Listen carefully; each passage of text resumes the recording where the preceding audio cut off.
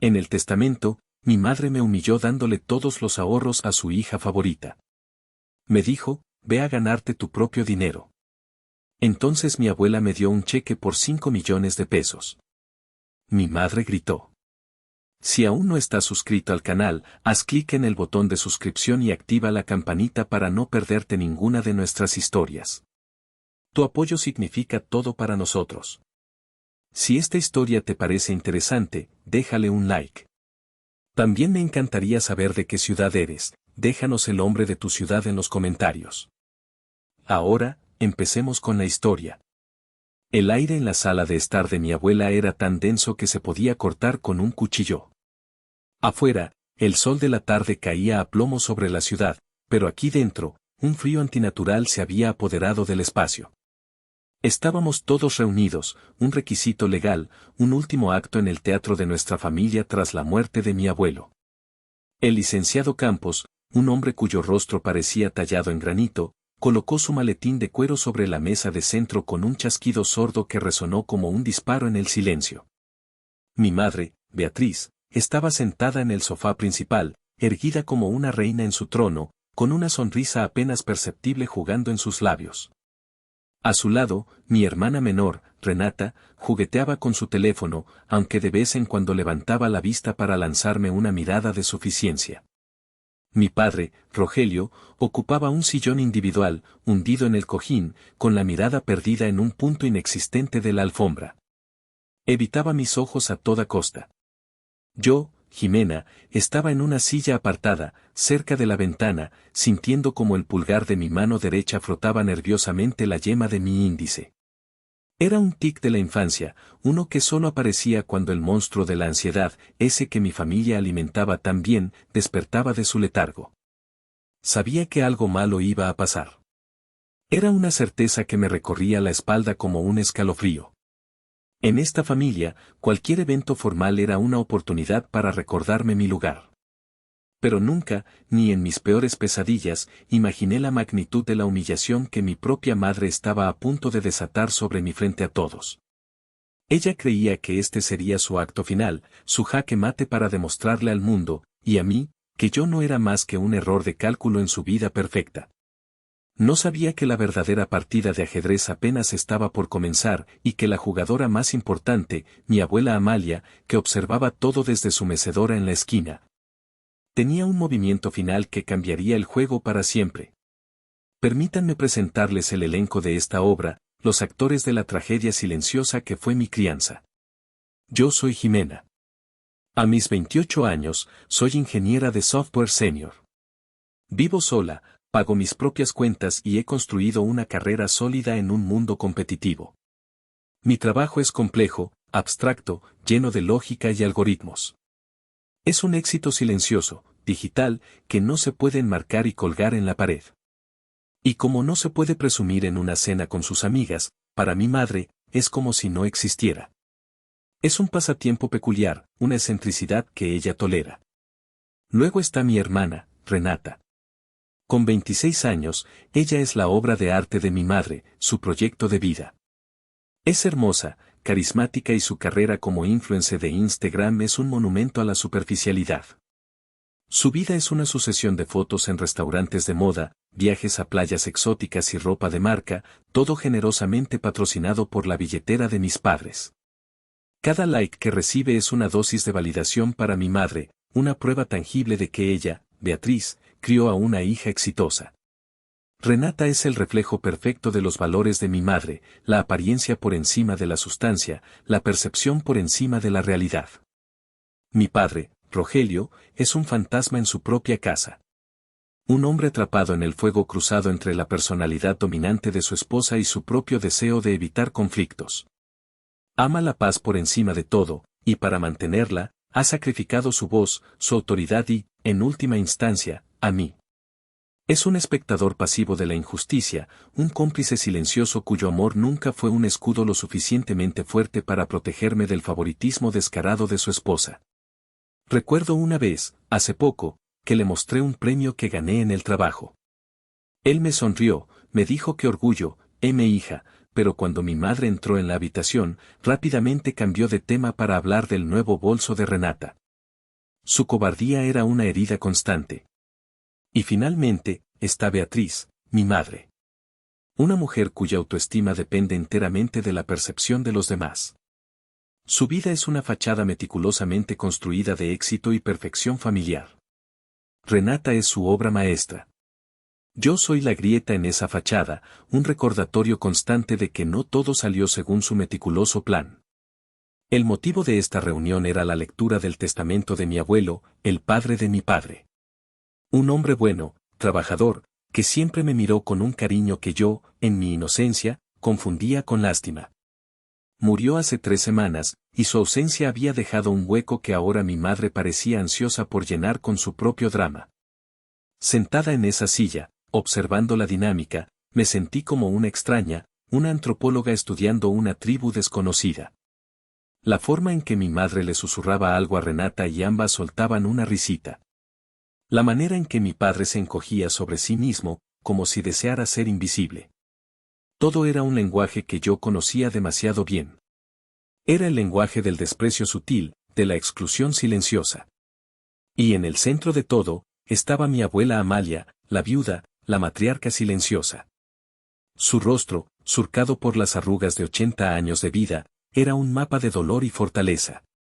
No decía nada, pero sus ojos, fijos en su nuera Beatriz, contenían el peso de una tormenta que se había estado gestando durante décadas. Ella lo veía todo. Siempre lo había hecho.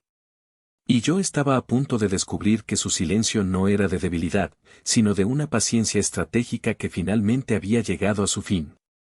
Si mi vida fuera un museo, la exposición principal se llamaría el favoritismo de mi madre. Y la pieza central, sin duda, sería una comparación holográfica, una instalación artística de 2 fiestas de 15 años, la de Renata y la mía. La de Renata, celebrada hace ya 11 años, fue el evento social del año en nuestro círculo.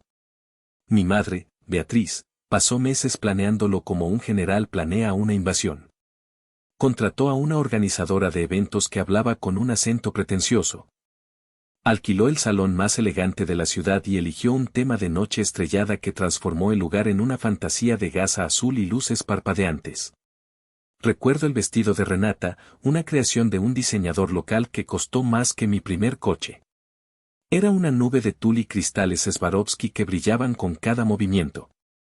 Hubo una banda en vivo que tocaba éxitos del momento, una mesa de postres con una fuente de chocolate y macarrones importados. Y cientos de invitados que desfilaban para elogiar a mi madre por su buen gusto impecable y su hija tan hermosa. Beatriz flotaba por el salón, radiante, aceptando los cumplidos como si fueran para ella. Esa noche, Renata no era solo la quinceañera, era la prueba viviente del éxito social de mi madre, su trofeo más preciado. Yo pasé la mayor parte de la fiesta en una mesa esquinada con mis abuelos, sintiéndome invisible. Cuando intenté unirme a la conversación de mi madre con sus amigas, ella me presentó como mi otra hija, la estudiosa, y rápidamente cambió de tema. 2 años antes, fue mi turno. Mi cumpleaños número 15. Mi madre lo mencionó por primera vez una semana antes, como si fuera una cita con el dentista que había olvidado. Jimena, con todos los gastos que hemos tenido, este año tenemos que ser más austeros, dijo con un suspiro dramático, como si el simple hecho de mi existencia fuera una carga financiera insostenible. Haremos algo pequeño, en casa, solo la familia. La palabra austero era su código para sin importancia. Mi fiesta consistió en un pastel de chocolate comprado en el supermercado, de esos que vienen en una caja de plástico transparente con una etiqueta de descuento. Mi padre colgó unas cuantas serpentinas en la sala que se cayeron a la media hora. Mi madre me dio un abrazo rápido, casi sin tocarme, antes de decir que le dolía la cabeza y se retiraba a su habitación. Los únicos invitados fueron mis abuelos y mi tía Lourdes, quien pasó la mayor parte del tiempo criticando mi ropa. Recuerdo soplar las velas de un pastel que ni siquiera me gustaba, mientras mi hermana Renata se quejaba de que la rebanada que le habían dado era muy pequeña. Esa noche, me fui a dormir sintiendo un vacío tan grande que dolía físicamente, un agujero en el pecho que ninguna cantidad de pastel podría llenar. Pero la verdadera daga, la que dejó una cicatriz permanente, se clavó una semana después. Estaba buscando un libro en el estudio de mi padre cuando vi unos folletos sobre la mesa. Eran de una agencia de viajes de lujo. Anunciaban un crucero de 10 días por el Caribe. Las fotos mostraban cubiertas soleadas, buffets extravagantes y parejas sonrientes. Y allí, en la esquina inferior, estaba la fecha de salida, exactamente 3 días después de mi austero cumpleaños.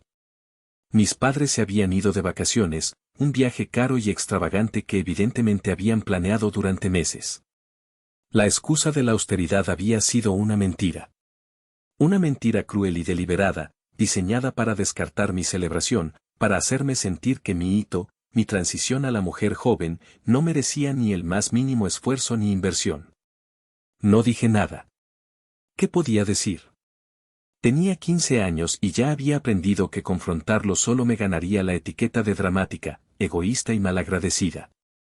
Así que me tragué el dolor y lo guardé en una caja, junto con otras tantas heridas.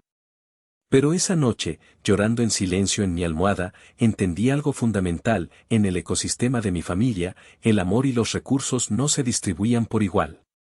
Eran una moneda que se invertía en el activo más rentable, en la hija que mejor reflejaba las ambiciones de mi madre. Y esa hija no era yo.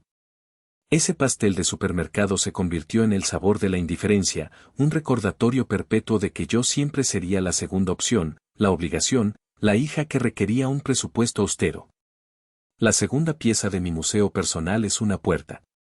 Una puerta de madera pesada y oscura, la de la entrada de la casa de mis padres.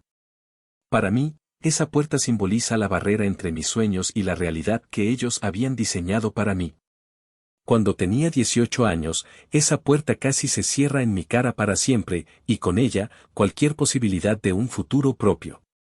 Desde la secundaria, me enamoré de las computadoras. Mientras mis compañeras leían revistas de moda, yo leía manuales de C++. Me fascinaba la elegancia de la lógica, como unas líneas de código podían crear mundos enteros, resolver problemas complejos, conectar a la gente. Pasaba horas en la vieja computadora de escritorio de la familia, aprendiendo a programar por mi cuenta, construyendo pequeños programas y páginas web. Era mi refugio, mi mundo, el único lugar donde las reglas eran claras y el esfuerzo siempre daba resultados. Así que, naturalmente, cuando llegó el momento de elegir una carrera, apliqué a las mejores universidades de ingeniería del país. La noticia llegó en un sobre grande y grueso, no en uno delgado de rechazo.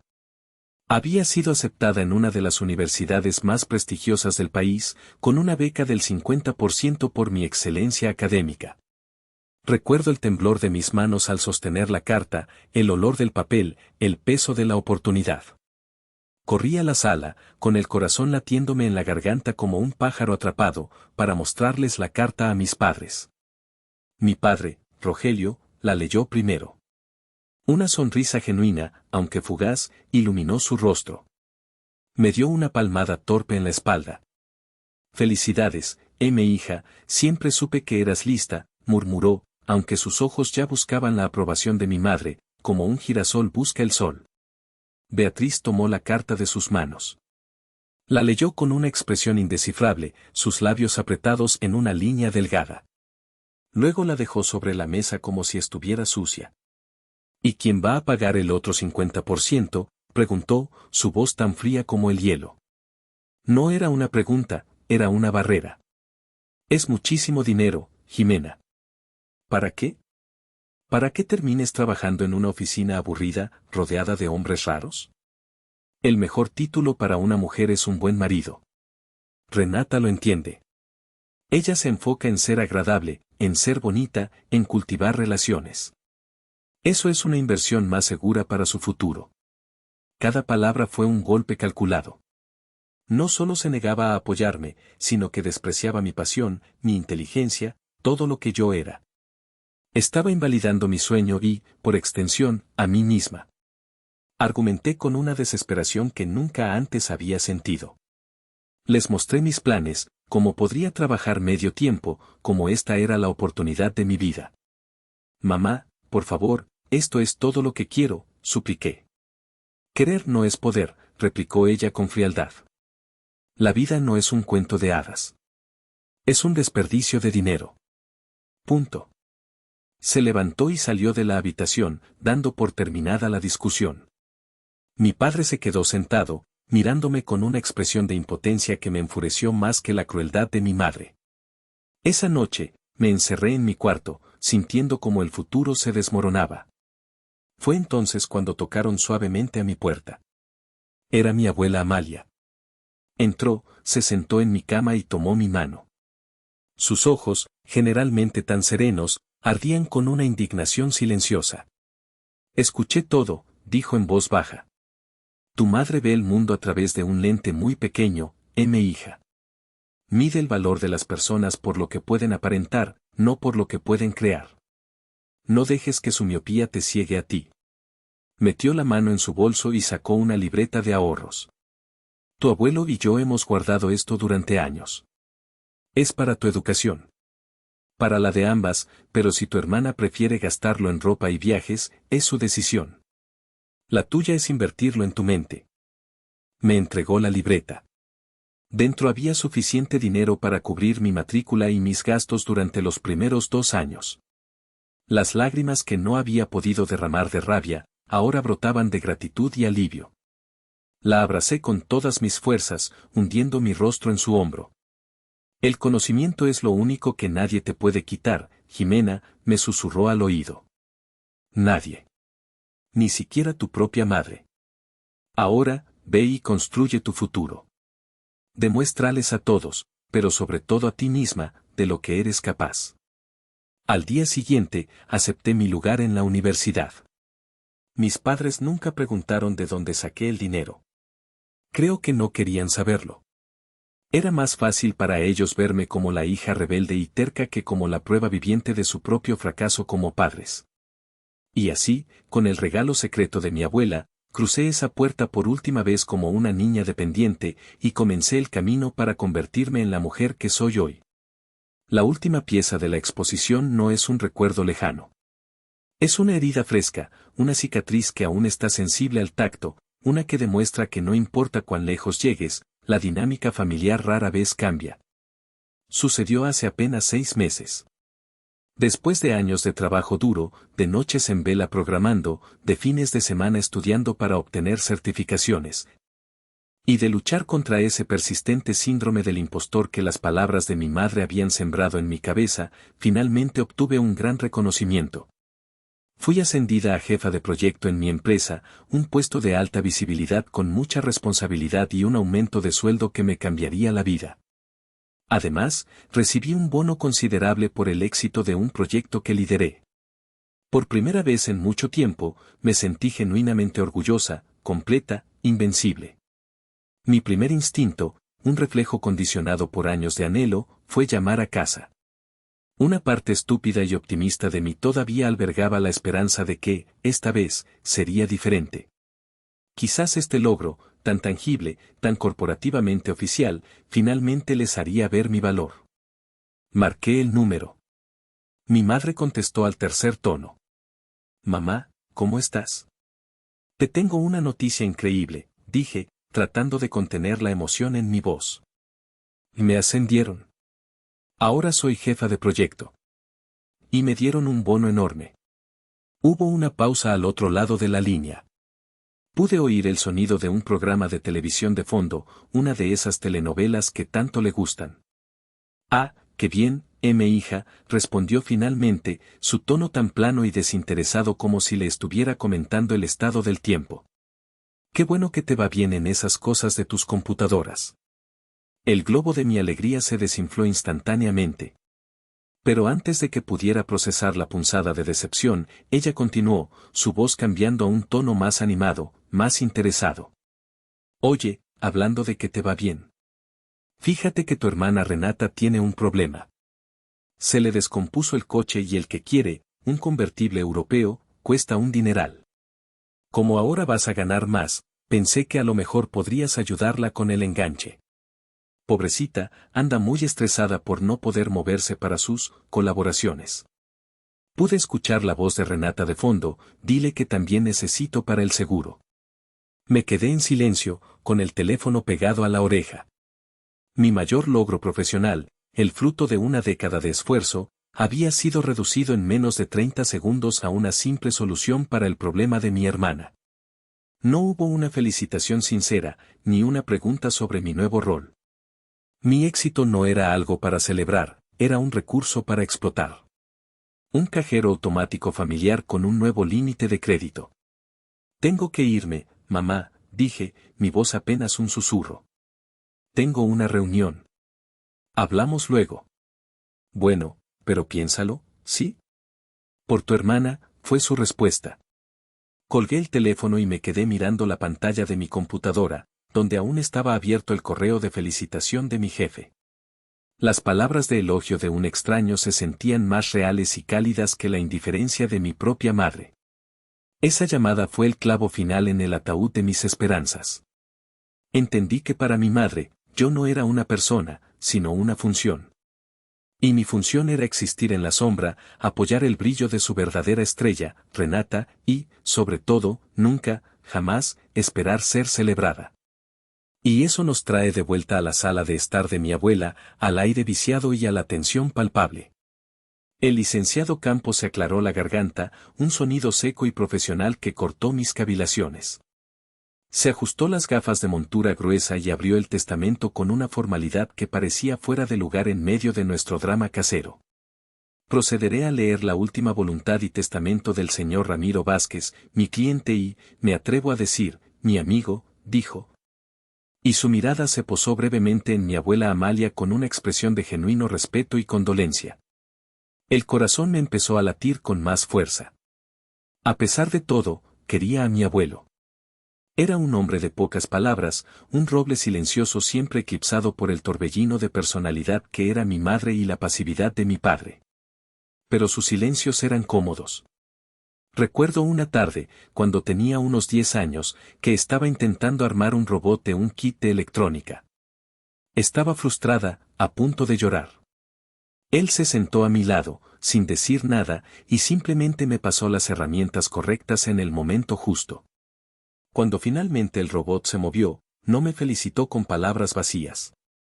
Simplemente me miró y sonrió, una sonrisa pequeña y arrugada que me llegó al alma. Era su manera de decir, lo lograste. Sabía que podías. Pequeños gestos que me decían, te veo. Primero, comenzó el abogado, su voz monótona llenando la habitación, lego a mi amada esposa, Amalia Herrera, la propiedad total y libre de gravámenes de nuestra casa familiar. Así como todos los bienes muebles que se encuentren en ella. Es mi deseo que viva aquí el resto de sus días con la comodidad y la paz que se merece. Mi abuela asintió lentamente, sus ojos brillando con lágrimas contenidas. Nadie se sorprendió. Era lo justo y esperado. La casa era su santuario. Segundo, continuó el licenciado Campos, lego a mi único hijo, Rogelio Vázquez, mi colección de relojes antiguos y mi biblioteca personal completa, con la esperanza de que los valore tanto como yo lo hice y quizás, al leer, encuentre la fortaleza que a veces le faltó. Mi padre levantó la cabeza por primera vez. La mención de su falta de fortaleza fue una pequeña daga lanzada desde la tumba, pero dudo que alguien más que yo y quizás mi abuela lo notara. Una emoción fugaz, quizás nostalgia, quizás vergüenza, cruzó su rostro antes de volver a hundirse en su habitual expresión de resignación. Era un legado sentimental, sin valor monetario significativo. Pude ver una sombra de decepción cruzar el rostro de mi madre. Y tercero, dijo el abogado, haciendo una pausa que pareció durar una eternidad. El aire se electrificó. Mi madre se inclinó hacia adelante, sus ojos fijos en el papel como un halcón. Renata dejó su teléfono a un lado, su atención finalmente capturada. Este era el momento que estaban esperando. En lo que respecta a la cuenta de ahorros e inversiones principal, gestionada por el Banco Nacional, con un saldo actual de 10.243.000 pesos mexicanos.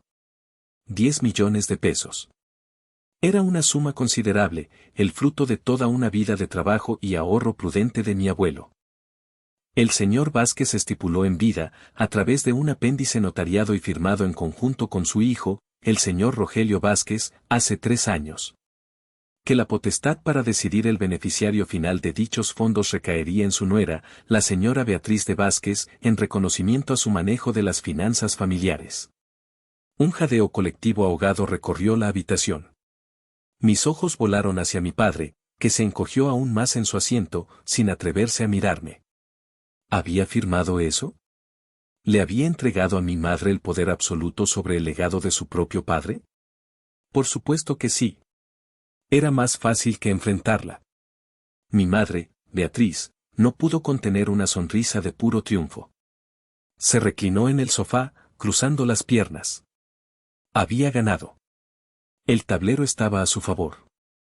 Tomó un sorbo de agua, saboreando el poder, preparándose para dar el golpe de gracia.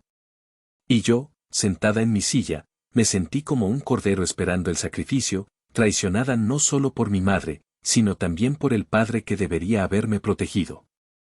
El silencio que siguió a la revelación del abogado fue ensordecedor y pesado, cargado de triunfo por un lado y de devastación por el otro.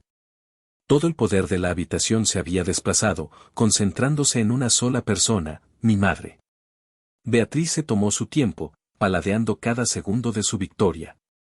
Disfrutaba del momento, de todas las miradas puestas en ella. Se levantó lentamente, con la gracia estudiada de una actriz en su escena más importante, y alisó una arruga inexistente en su falda de diseñador. Bueno, comenzó, su voz cargada de una falsa humildad que me revolvió el estómago.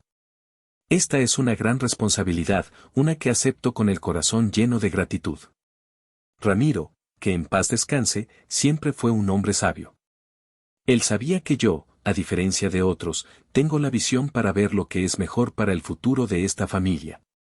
Y Rogelio, mi querido esposo, sabe que mi única motivación es el bienestar de nuestras hijas. Mi padre asintió débilmente, como una marioneta a la que le hubieran tirado de los hilos. Su mirada seguía fija en el suelo. Beatriz caminó hasta el centro de la habitación, posicionándose como el sol alrededor del cual todos los planetas debían girar. He pensado mucho en esto, continuó, aunque todos sabíamos que su decisión estaba tomada desde hacía años. Y he llegado a una conclusión basada en el amor y la lógica. Veo a mis dos hijas, tan diferentes, cada una con sus propias necesidades. Su mirada se posó en Renata con un orgullo desbordante, casi tangible.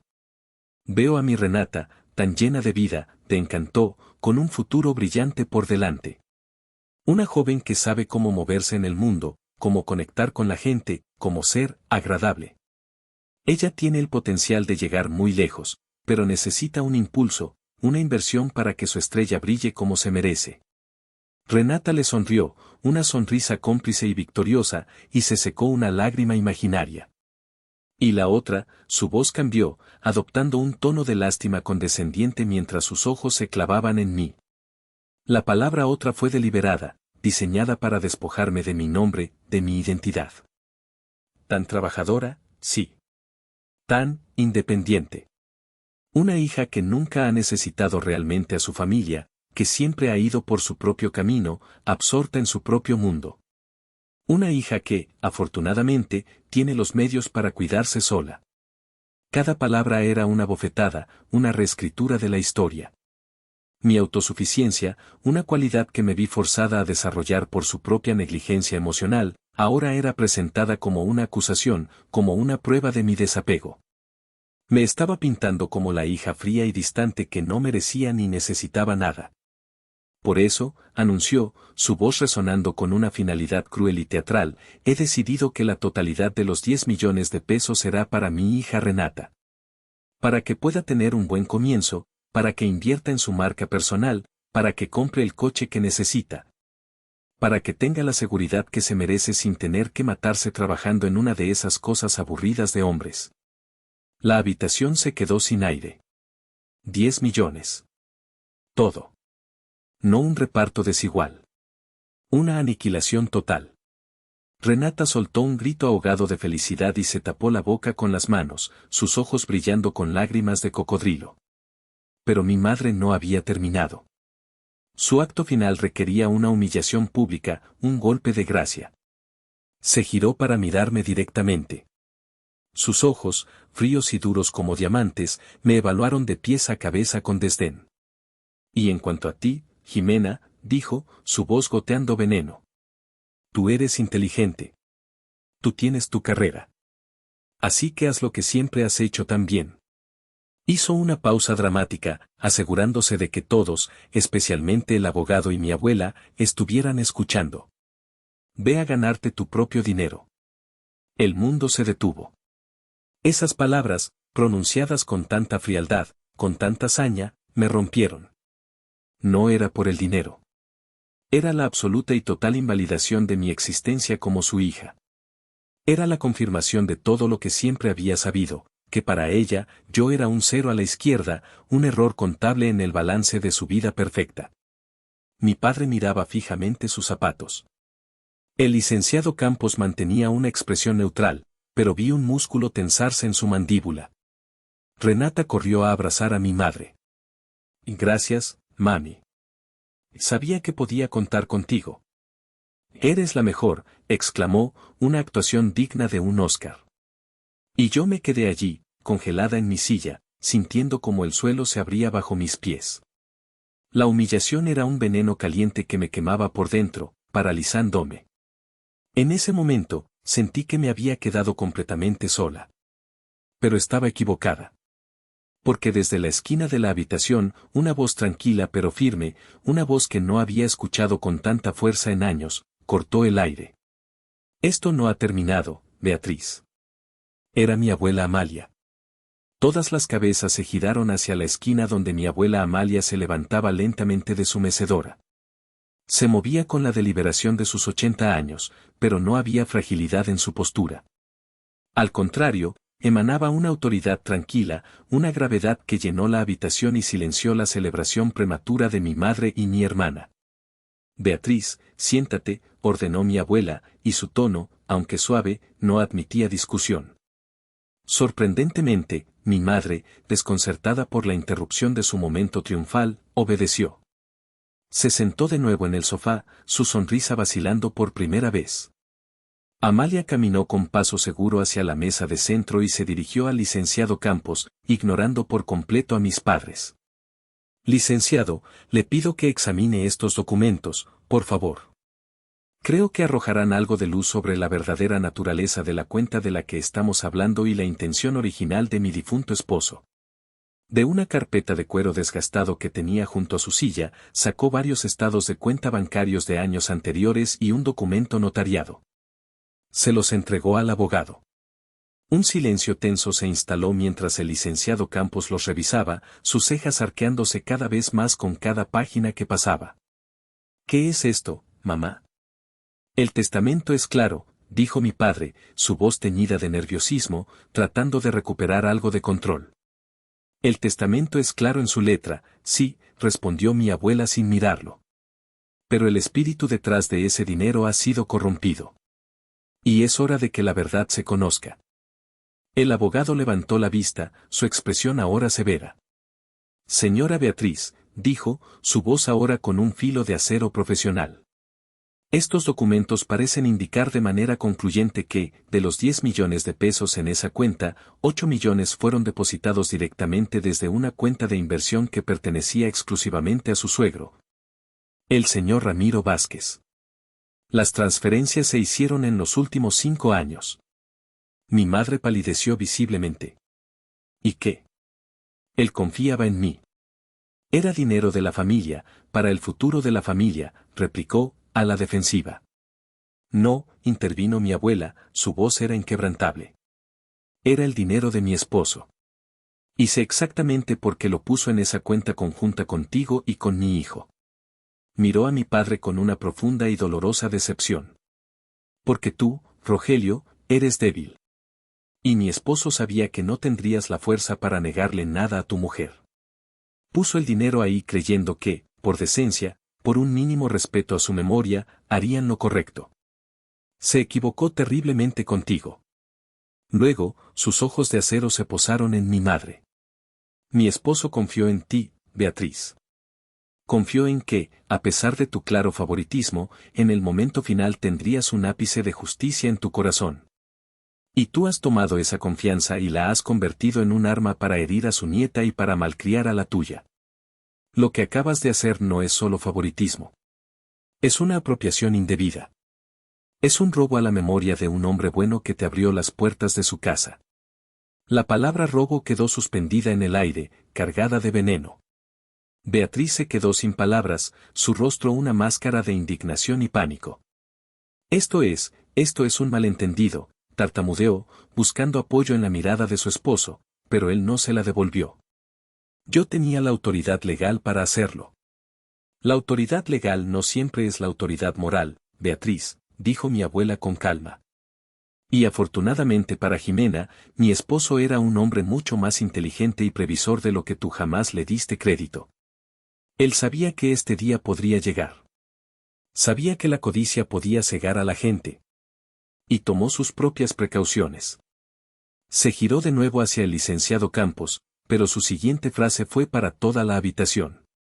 Ahora, licenciado, si es tan amable. Creo que hay otro documento. Uno que usted no tiene en sus archivos, porque mi esposo me lo confió a mí, y solo a mí. El verdadero legado. La tensión en la habitación era insoportable. Mi madre y mi hermana me miraban con odio puro, como si yo fuera la autora intelectual de esta rebelión. Pero por primera vez desde que había entrado en esa casa, una pequeña llama de esperanza, cálida y desafiante, comenzó a arder en mi pecho. No estaba sola. Mi abuela estaba luchando por mí. Y mi abuelo, desde donde quiera que estuviera, también lo estaba haciendo. Mi abuela Amalia sacó de su carpeta un último sobre, grueso y de aspecto oficial, sellado con lacre. No se lo entregó al abogado. Lo sostuvo en sus manos, como si contuviera el peso de todos los años de injusticia que había presenciado en silencio, el peso de todas las lágrimas que yo había derramado a solas. Mi esposo, Ramiro, no era un hombre de confrontaciones, comenzó de nuevo, su voz llenando el silencio absoluto. Al igual que su hijo, añadió, lanzando una mirada fugaz y dolida a mi padre, prefería la paz a la guerra. Pero no era ciego. Y sobre todo, no era tonto.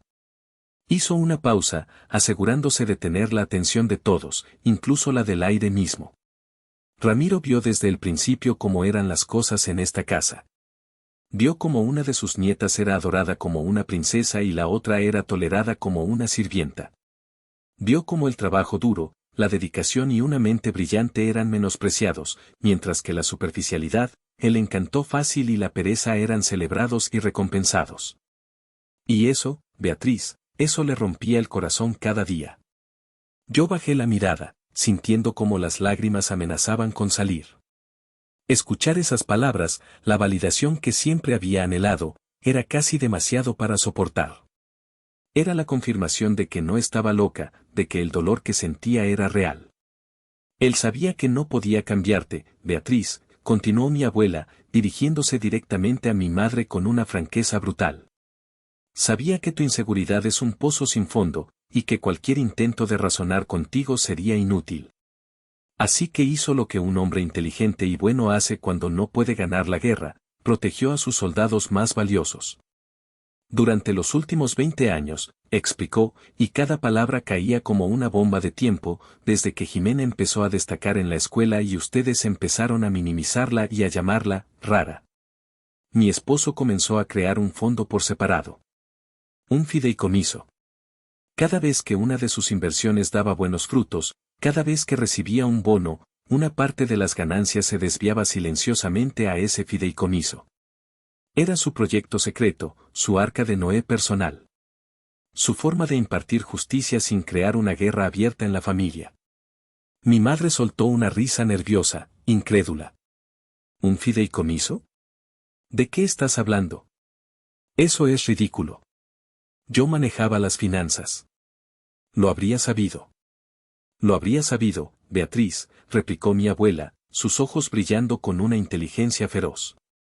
Ramiro era contador antes de ser inversionista. Sabía cómo mover el dinero de formas que ni tú, con toda tu astucia para los gastos, podrías rastrear. Me hizo la administradora de ese fideicomiso. Y estipuló claramente en sus estatutos que los detalles solo podrían revelarse después de su muerte, y solo si se cometía una injusticia flagrante durante la lectura de su testamento. Creo que todos aquí estamos de acuerdo, dijo mirando al abogado, en que esa condición se ha cumplido con creces. Abrió el sobresellado. Dentro había un conjunto de documentos legales, impecablemente ordenados, con el sello de un prestigioso bufete de abogados. Mi esposo creía en el equilibrio, dijo mi abuela, su voz temblando ligeramente de emoción. Creía que el amor de un abuelo debía ser un pilar, no una herramienta de negociación. Y dejó muy claro, en un documento que firmó ante notario y 2 testigos, quién era la única y exclusiva beneficiaria de este fondo. La nieta que, según sus propias palabras, heredó el espíritu de trabajo, la resiliencia y la honestidad que nuestra familia parece haber olvidado. La anticipación en la habitación era tan espesa que se podía sentir. Renata había dejado de llorar y ahora miraba a la abuela con una mezcla de confusión y miedo. Mi madre parecía una estatua de furia, su mente febrilmente tratando de encontrar una salida. Mi padre simplemente se veía derrotado, un hombre enfrentado a las consecuencias de su propia inacción. Mi abuela sacó el documento principal del fideicomiso y lo colocó sobre la mesa de centro, justo al lado de los estados de cuenta. Lo alisó con su mano arrugada, un gesto lento y deliberado. Beatriz, dijo, su voz resonando con una finalidad absoluta, con el poder de una verdad largamente reprimida. Este es el verdadero legado de mi esposo.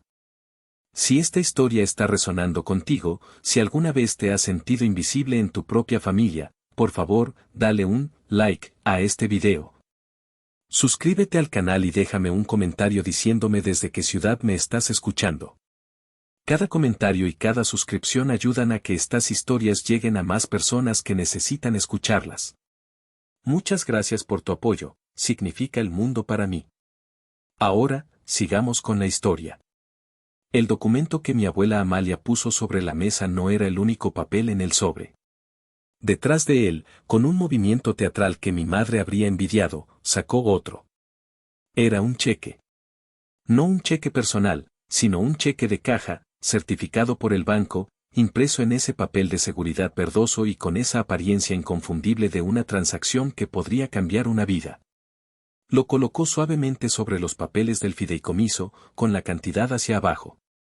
El silencio se rompió cuando Renata, incapaz de contener su curiosidad y su ansiedad, se acercó a la mesa para ver.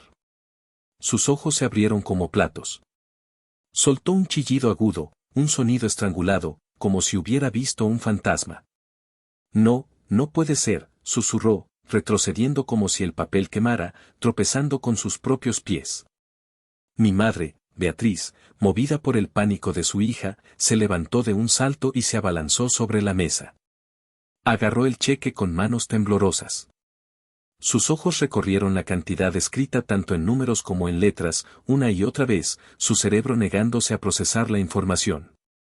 Su boca se abrió y se cerró varias veces, sin emitir sonido. 100 millones, balbuceó finalmente, su voz un hilo apenas audible, roto. 100 millones de pesos. Luego, su cabeza se levantó de golpe, como si le hubieran dado una descarga eléctrica. Su mirada, llena de una furia y una incredulidad venenosas, se clavó en mí. Tú, Ciceo, la palabra cargada de todo el odio que había acumulado durante años. Tú sabías de esto. Esta es una trampa. Una conspiración. Antes de que pudiera siquiera formular una respuesta, mi abuela habló. Su voz era tranquila, pero cortaba el aire como el filo de una navaja. Ella no sabía nada, Beatriz. A diferencia de ti, Jimena nunca ha esperado nada de nadie, solo lo que ella misma puede ganar con el sudor de su frente. Esta no es una trampa. Es justicia. La justicia que Ramiro planeó durante 20 años.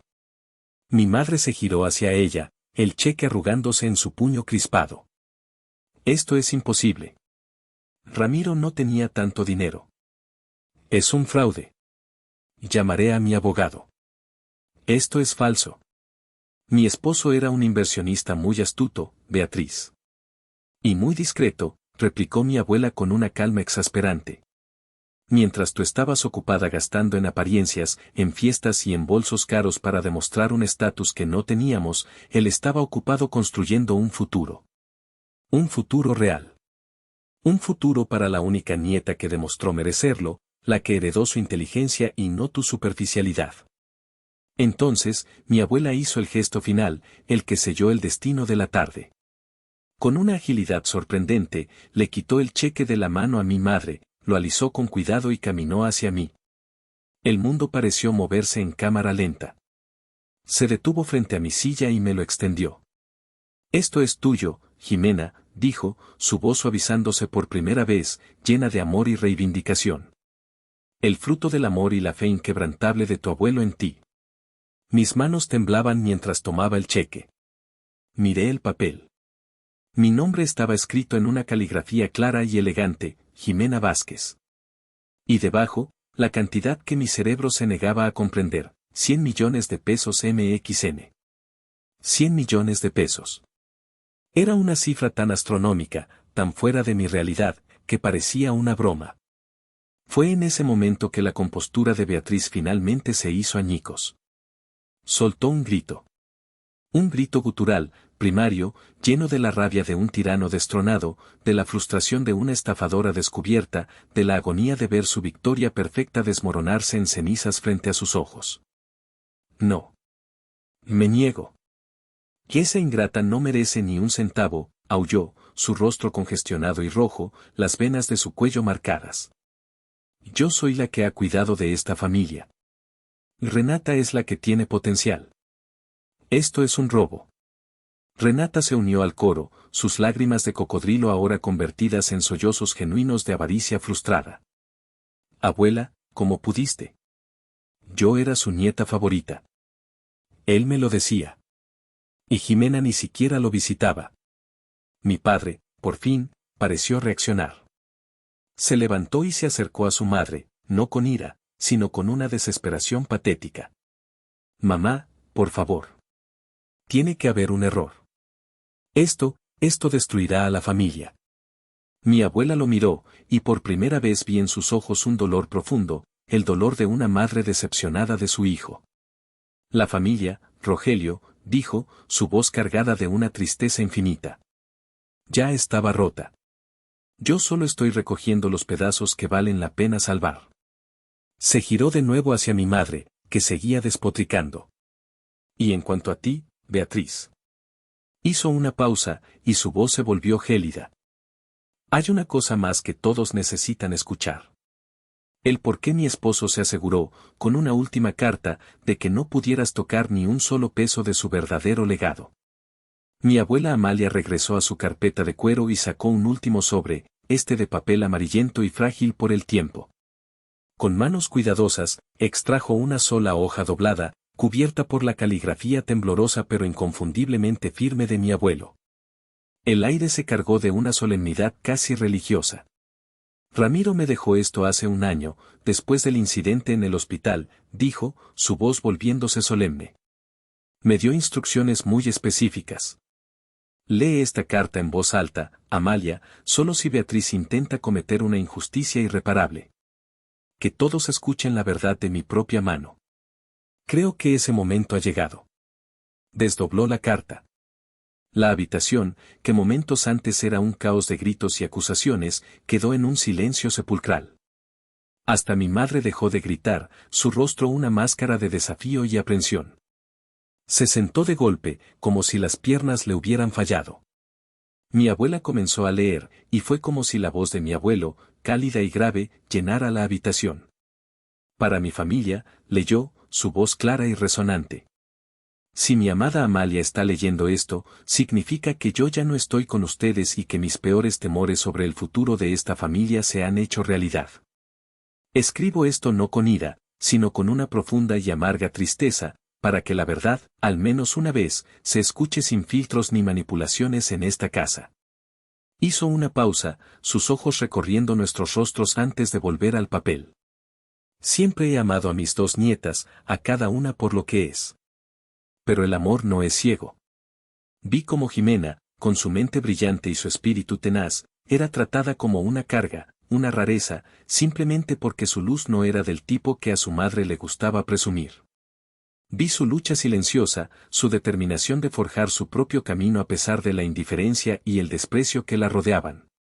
Y mi corazón se llenaba de un orgullo que rara vez expresé, por mi cobardía de no querer causar más conflictos. Mis ojos se llenaron de lágrimas. Sentí una mano en mi hombro, era mi abuela, dándome apoyo sin dejar de leer. Vi también cómo Renata era moldeada a imagen y semejanza de su madre, enseñada a valorar la superficie por encima de la profundidad, el encanto por encima del carácter. Le di mi cariño, pero siempre supe que el amor que recibía de ella estaba condicionado, era una transacción para obtener algo a cambio. Beatriz, le enseñaste a tu hija a ser una experta en el arte de la apariencia, pero olvidaste enseñarle el valor del trabajo duro y la gratitud. Renata soltó un sollozo ahogado, como si la hubieran abofeteado, y se refugió en el regazo de mi madre. Pero el orgullo y la decepción pueden coexistir, continuó leyendo mi abuela. Y mi mayor decepción, la que me impulsó a escribir esto, vino de ti, Beatriz. Y de ti, Rogelio, por tu eterna pasividad, por permitirlo todo con tal de no tener problemas. La mirada de mi abuela se levantó de la carta y se fijó en mis padres como dos rayos láser. Hace un año, durante mi última hospitalización, cuando estaba débil, conectado a tubos y confundido por la medicación, Beatriz vino a visitarme sola. Me trajo una pila de papeles y una sonrisa dulce y preocupada. Me dijo que eran documentos del seguro, que tenía que firmarlos para que todo estuviera en orden para el futuro. Me sonrió, me llamó, suegro querido, y me puso una pluma en la mano, guiándola hacia la línea de puntos. La cara de mi madre se tornó del color de la cera. Eso es mentira. Está delirando. Es un invento de una vieja senil que me odia, gritó, su voz aguda por el pánico. Mi abuela la ignoró por completo y siguió leyendo, su voz elevándose con indignación. No podía leer las letras pequeñas, mis ojos ya no me daban para tanto. Pero algo en su apuro, en la avidez de sus ojos, me alertó. Le dije que los dejaría para revisarlos más tarde. Cuando se fue, con una excusa poco convincente, le pedí a una enfermera de confianza que me los leyera en voz alta. No eran papeles del seguro. Era un poder notarial general. Un documento que te habría dado, Beatriz, el control absoluto sobre todos mis bienes, mis cuentas, mis propiedades. Me estabas intentando despojar en vida, aprovechándote de mi enfermedad como un buitre espera la muerte. Un jadeo colectivo recorrió la habitación. Mi padre miró a mi madre con un horror genuino, como si viera por primera vez al monstruo que se escondía detrás de la cara familiar. Afortunadamente, mi Amalia llegó poco después, alertada por la misma enfermera, y se llevó esos papeles, concluyó mi abuela, doblando la carta. Nunca te confrontamos directamente, por no romper la poca paz que quedaba. Pero ese día, Ramiro supo que no podía dejar nada al azar. Ese día decidió que su verdadero legado estaría a salvo, lejos de tu codicia. Ese día, Beatriz, perdiste cualquier derecho moral que creíste tener sobre esta familia y su patrimonio. La carta no era solo un documento. Era una sentencia. Una que exponía la podredumbre que había estado creciendo en el corazón de nuestra familia durante años, y que finalmente, al salir a la luz, la había hecho implosionar de forma definitiva e irreparable. La revelación de la carta fue como una detonación nuclear en la sala de estar. La fachada de mi madre, cuidadosamente construida durante décadas de mentiras y apariencias, se hizo añicos en un instante. Su rostro pasó del pánico a una rabia pura, primitiva y desquiciada. Y mentirosa, le gritó a mi abuela, señalándola con un dedo tembloroso. Tú y esta. Las dos. Siempre me has odiado. Siempre has estado celosa porque tu hijo me eligió a mí y no a una de tus amiguitas de sociedad. Inventaste esa carta para poner a todos en mi contra y darle todo a tu nieta consentida. Consentida, Beatriz, replicó mi abuela, su voz era un látigo de hielo. ¿La nieta a la que nunca le celebraste un cumpleaños decente? ¿A la que le negaste la universidad y la llamaste desperdicio de dinero? ¿A la que acabas de humillar públicamente frente a un abogado? ¿Esa es la consentida? La única consentida aquí es la parásita que criaste, que a sus 26 años no sabe lo que es trabajar un día en su vida. Fue entonces cuando Renata, viendo que el barco se hundía y ella se ahogaba con él, cambió de táctica. Dejó de llorar y su rostro se contrajo en una mueca de resentimiento puro.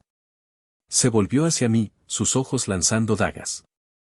«Esto es tu culpa», me espetó, su voz llena de veneno. «Siempre ha sido así. La santurrona, la mosquita muerta, la que se cree mejor que todos con sus estúpidas computadoras. Disfrutas viéndonos sufrir. Te encanta ser la víctima. Te crees tan especial, pero no eres nada.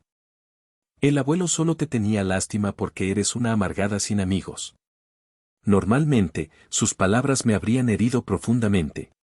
Eran las mismas acusaciones que había escuchado toda mi vida. Pero en ese momento, con el cheque de mi abuelo simbólicamente en mis manos y su carta resonando en mis oídos, las acusaciones de Renata sonaban huecas, patéticas.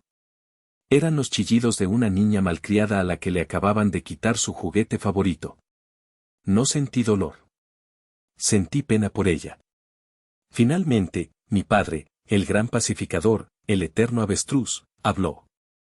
Se acercó a mí, sus manos extendidas en un gesto de súplica desesperada. «Jimena, por favor, mi hija», dijo, su voz temblorosa. «No podemos terminar así. Somos una familia. Sé que ha habido errores. Pero hay que encontrar una solución. Comparte.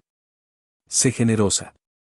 Demuéstrales a todos que eres mejor, que tienes un gran corazón». Miré a mi padre, al hombre que había permanecido en silencio mientras me humillaban, al hombre que había firmado el poder a mi madre, al hombre que no me había defendido ni una sola vez en 28 años.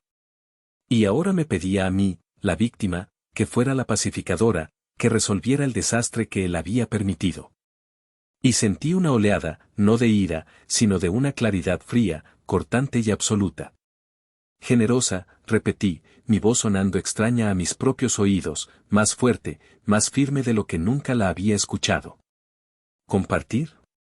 ¿Dónde estaba tu petición de generosidad cuando mamá me negó el apoyo para la universidad? ¿Dónde estaba tu sentido de familia cuando me hicieron una fiesta de 15 años con un pastel de supermercado para poder irse de crucero por el Caribe? ¿Dónde estabas tú, papá, hace apenas 10 minutos, cuando tu esposa me dijo que me fuera a ganar mi propio dinero frente a todos? Se quedó sin palabras, su rostro se descompuso. La verdad, dicha en voz alta, era un arma para la que no tenía defensa.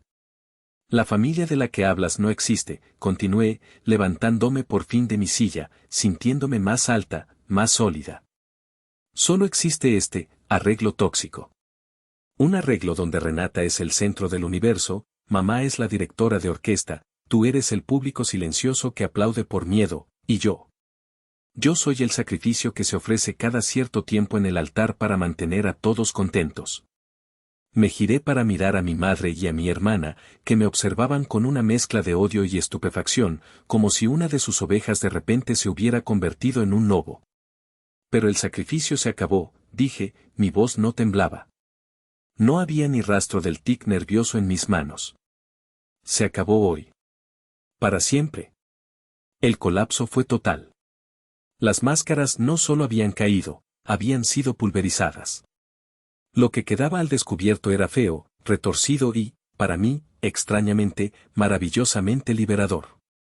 Caminé con una calma que no sabía que poseía hacia la mesa de centro y tomé el cheque. El papel se sentía pesado en mi mano, no por su valor monetario, sino por su significado simbólico. Era una llave. Era una validación. Era un final y un comienzo. Lo doblé cuidadosamente y lo guardé en el bolsillo interior de mi chaqueta. Luego, recogí los documentos del fideicomiso y la carta de mi abuelo, mi herencia real. Me giré para enfrentar a mi familia una última vez. El campo de batalla estaba en silencio. Mi madre, Beatriz, me miraba con los ojos inyectados en sangre, como un animal acorralado que aún no decide si atacar o huir. Renata sollozaba ruidosamente, un sonido calculado para generar lástima en un público que ya no existía. Mi padre simplemente parecía un hombre hueco, un cascarón vacío. «Esto no es por el dinero», dije, mi voz tranquila resonando en la habitación ahora silenciosa. Quería que esto quedara absolutamente claro. Quiero que entiendan eso. Podrían haberme ofrecido el mundo entero, y no habría sanado nada. Y podrían no haberme dejado ni un centavo, y la herida seguiría siendo exactamente la misma. El dinero es solo un síntoma, continué, mirando directamente a los ojos fríos de mi madre. La enfermedad es tu incapacidad de amar por igual. Es tu necesidad patológica de tener un trofeo y un chivo expiatorio para sentirte bien contigo misma. La enfermedad es tu crueldad disfrazada de amor de madre. Me volví hacia mi padre, que desvió la mirada. Y la enfermedad es tu cobardía, papá. Tu silencio no era paz, era complicidad. Tu silencio fue el agua que regó la semilla del resentimiento y la injusticia durante 28 años. Me fallaste. Finalmente, miré a mi hermana, que me observaba a través de sus lágrimas. Y la enfermedad es tu derecho adquirido. Crees que mereces todo sin esforzarte por nada, porque es lo único que te han enseñado. Y tal vez tengas razón. En esta casa, siempre ha sido así. Espero, por tu bien, que algún día aprendas a valerte por ti misma. Respiré hondo. Sentí una calma profunda, una paz que nunca antes había experimentado. El síndrome del impostor, la vocecita en mi cabeza que siempre me decía que no era suficiente, que era un fraude, se había callado por fin, ahogada por la voz de mi abuelo. A partir de hoy, he terminado, declaré, y cada palabra era un ladrillo en el muro que estaba construyendo. Terminé de buscar su aprobación. Terminé de esperar una migaja de afecto. Terminé de ser su red de seguridad emocional y su cajero automático de emergencia. Terminé de ser parte de esta dinámica tóxica y agotadora. Voy a tomar el regalo de mi abuelo, dije, tocando el bolsillo donde estaba el cheque, y voy a honrar su fe en mí. Voy a construir una vida real, basada en el respeto mutuo, la honestidad y el amor incondicional. Todo lo que nunca encontré en esta casa. Caminé hacia la puerta. Mi padre intentó decir mi nombre, Jimena, pero la voz se le quebró en un sollozo. Mi madre solo me fulminaba con la mirada, un odio puro y sin diluir. Antes de salir, me detuve y miré a mi abuela Amalia. Ella me asintió, sus ojos llenos de lágrimas, pero también de un orgullo inmenso que me envolvió como un abrazo. Le dediqué una pequeña sonrisa, una promesa silenciosa de que todo estaría bien, de que su fe y la del abuelo no serían en vano. En cuanto a ustedes tres, dije, mi voz firme, sin un ápice de duda, mi última frase para ellos. Les deseo, que encuentren lo que sea que estén buscando. Pero lo buscarán sin mí. Nuestra relación, tal como era, ha terminado. Y con eso, abrí la puerta y salí. Crucé el umbral hacia el sol brillante de la tarde, dejando atrás la oscuridad y el aire viciado de esa casa para siempre. No sentí tristeza. No sentí ira. Sentí paz. La paz de la liberación. La paz de, finalmente, ser dueña de mi propia historia. Los días que siguieron a la lectura del testamento fueron como las réplicas de un terremoto. Mi teléfono, que rara vez sonaba con llamadas de mi familia, de repente se convirtió en el centro de una campaña desesperada y torpe de control de daños. El primero en llamar, al día siguiente, fue mi padre. Su voz sonaba cansada, derrotada. No se disculpó, no directamente. En lugar de eso, habló de malentendidos, de cosas dichas en el calor del momento y de la importancia de perdonar para poder seguir adelante. Me pidió que fuera la más madura y diera el primer paso para reunir a la familia. Escuché en silencio su monólogo de evasión y luego, con una calma que lo sorprendió, le dije, papá, tuviste 28 años para ser el padre que necesitaba. Ya es demasiado tarde para empezar. Y colgué antes de que pudiera responder. Luego vinieron los mensajes de texto de Renata. Una avalancha caótica de manipulación emocional que duró una semana. Primero, la ira, has destruido esta familia. Eres una víbora egoísta. Espero que estés feliz con tu dinero sangriento. Después, la víctima, estoy llena de deudas por tu culpa, mamá no deja de llorar, todo es un desastre. ¿Es esto lo que querías? Y finalmente, el intento patético de nostalgia falsa. ¿Recuerdas cuando jugábamos en el jardín a que éramos exploradoras? ¿Qué nos pasó, Jimena? Te extraño. No respondía ninguno. Borraba cada mensaje sin terminar de leerlo. Mi tía Lourdes, la hermana de mi madre, también llamó. Su especialidad era la culpa con un barniz de piedad religiosa. Me habló del quinto mandamiento, de honrar a padre y madre, y de cómo el dinero era la raíz de todos los males. Tu madre te ama, a su manera tan especial, me dijo con condescendencia. Debes perdonarla y compartir tus bendiciones. Es lo que Dios querría. Le agradecí su preocupación y le dije que mi bienestar espiritual era ahora mi prioridad, y que eso incluía alejarme de la toxicidad, incluso si venía envuelta en consejos no solicitados. La última en intentar contactarme fue mi madre. No llamó. Sabía que no le contestaría. Dejó un mensaje de voz una noche, a las 3 de la madrugada.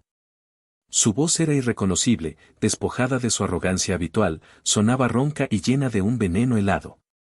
Disfruta tu victoria, Jimena. Has demostrado lo que realmente eres, una egoísta y una ingrata, igual que la madre de tu padre. Pero el dinero no compra una familia.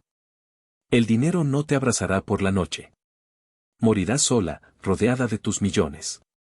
Escuché el mensaje una sola vez. Y en lugar de sentir dolor, sentí una confirmación. La confirmación de que había tomado la decisión correcta. Borré el mensaje y luego, uno por uno, con una sensación de ritual liberador, bloqueé sus números. El de mi padre, el de mi madre, el de mi hermana, el de mi tía. Fue como cerrar puertas, poner cerrojos, construir un muro. Un muro no de odio, sino de autopreservación. 2 semanas después, mi abuela Amalia y yo abordamos un avión. No le dije a dónde íbamos, solo que empacara para un clima cálido y llevara un buen libro. Aterrizamos en la costa de Oaxaca. Durante 10 días, no hicimos nada más que caminar por la playa al amanecer, comer tlayudas en pequeños restaurantes locales y hablar. Hablamos de mi abuelo, de sus bromas, de su sabiduría silenciosa, de sus sueños para mí, y del futuro. Por primera vez en mi vida, sentí que podía respirar hondo, que el peso del mundo, o al menos de mi familia, se había levantado de mis hombros. Mirando las olas romper en la orilla, entendí que los ecos de su vacío ya no podían alcanzarme. Han pasado 5 años desde ese día en la sala de estar de mi abuela. 5 años desde que reclamé mi vida. La gente a veces piensa que el dinero resuelve todos los problemas. No es verdad. Pero lo que sí hace es darte opciones. Te da la libertad de construir un mundo a tu medida. Usé una parte del legado de mi abuelo para crear la Fundación Vázquez Herrera. Nuestro objetivo es simple, otorgar becas completas a mujeres jóvenes de bajos recursos que quieran estudiar carreras de ciencia, tecnología, ingeniería y matemáticas, STEM. Cada vez que conozco a una nueva becaria, cada vez que veo en sus ojos la misma hambre de conocimiento y la misma chispa de determinación que yo tenía, siento que el espíritu de mi abuelo sigue vivo, multiplicándose. Mi abuela Amalia vive conmigo en una casa que compramos cerca de la playa, con un gran jardín donde cultiva orquídeas. Tiene 95 años, pero su mente es tan aguda como siempre. Pasa sus días leyendo, cuidando sus flores y siendo la presidenta honoraria de la fundación, donde su sabiduría es nuestro faro. Es mi ancla, mi inspiración y mi verdadera y única familia. Ya no pienso mucho en ellos. A veces, a través de amigos en común o parientes lejanos, me llegan noticias como ecos distorsionados. Sé que mis padres tuvieron que vender su casa y mudarse a un apartamento más pequeño. Sé que Renata intentó lanzar varias marcas de belleza que fracasaron estrepitosamente y que su fama en Instagram se desvaneció tan rápido como llegó. Según me han contado, le dicen a todo el mundo que su hija mayor, una millonaria despiadada y sin corazón, les robó su herencia y los abandonó en su vejez. Han construido una narrativa en la que ellos son las víctimas y yo soy la villana. Y, sinceramente, me da igual.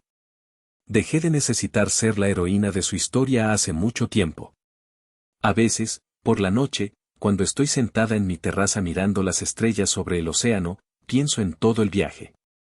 Pienso en la niña que se sentía invisible, en la adolescente a la que le dijeron que sus sueños eran un desperdicio, en la mujer a la que intentaron humillar hasta romperla.